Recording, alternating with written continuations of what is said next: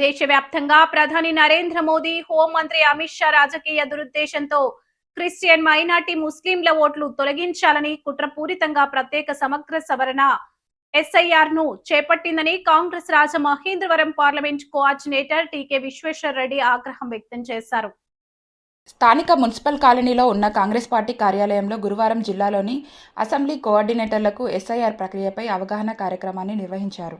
అనంతరం జరిగిన మీడియా సమావేశంలో టీకే మాట్లాడుతూ ఏఐసీసీ అధ్యక్షుడు మల్లికార్జున ఖర్గే, కాంగ్రెస్ లోక్సభ పక్షనేత రాహుల్ గాంధీ పిలుపు మేరకు ఎస్ఐఆర్ ప్రక్రియ నిర్వహణలో అర్హులైన ఓటర్ల ఓట్లు తొలగించకుండా అప్రమత్తంగా వ్యవహరించే కార్యక్రమాన్ని చేపట్టామన్నారు.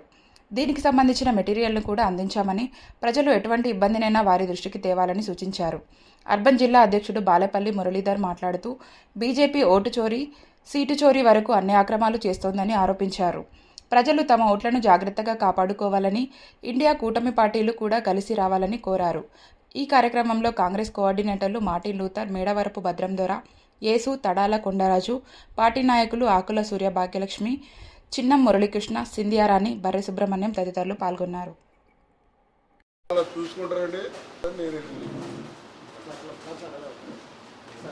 జరిగింది. అలాగే బీహార్లో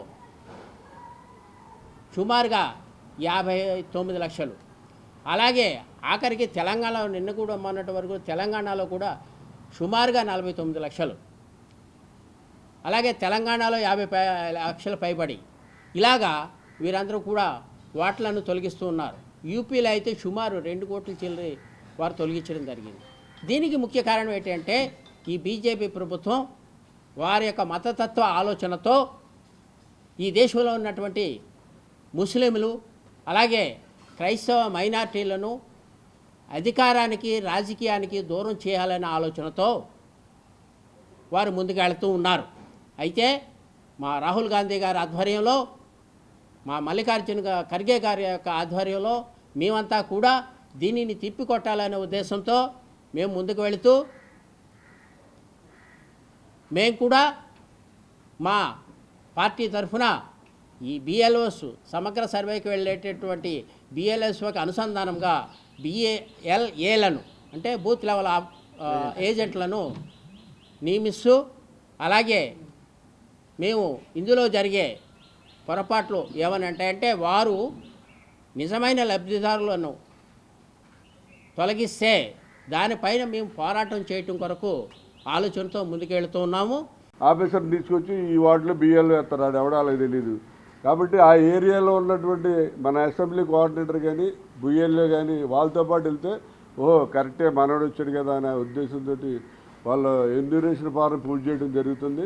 ఈ ఎన్యూమరేషన్ ఫారం పూర్తి చేయడం అనేది చాలా ఇంపార్టెంట్.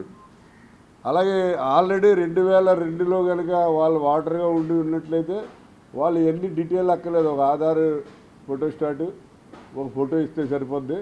అలా కాకుండా అలా ఆ లిస్టులో నోటెడ్ కాని వాళ్ళు మాత్రం ఎన్యూమరేషన్ ఫారంలో అన్నీ కూడా ఉన్నాయో అన్నీ ఫిలప్ చేసి ఆ ఫారం బిఎల్ఓకి ఇవ్వాల్సి ఉంటుంది. అలాగే ఇక్కడ ముసాయిదా జాబితా ప్రచురణ 21/7/2026లో జరుగుతుంది. అలాగే క్లెయిమ్స్ అభ్యంతరాలుంటే జూలై 21 నుంచి ఆగస్టు 20 వరకు క్లెయిమ్స్ అభ్యంతరాలు తెలియజేయచ్చు. వాటి మీద నోటీసులు విచారణలో జూలై 21 నుంచి సెప్టెంబర్ 18 వరకు కూడా ఈ అన్నిటి మీద నోటీసులు విచారణలు జరుగుతాయి. ఫైనల్ జాబితా సెప్టెంబర్ 22వ తారీఖున ఫైనల్ జాబితా లిస్టు ప్రచురించడం జరుగుతుంది. మరి కాబట్టి అందరూ కూడా ఓటర్స్ అందరూ కూడా వస్తున్నారు, ఇలాగా గవర్నమెంట్ సైడ్ నుంచి, ఎలక్షన్ కమిషన్ సైడ్ నుంచి అని వాళ్ళు కూడా ఎలాగా మనకు కావాల్సిన ఆ లోకల్ ఏరియాలో ఉన్న బిఎల్ఏలు ఉంటారు కాబట్టి కంపల్సరీగా ఫారాలు పూర్తి చేసి ఇవ్వాలని చెప్పి ఓటర్స్లందరినీ కూడా కోరడం జరుగుతుంది.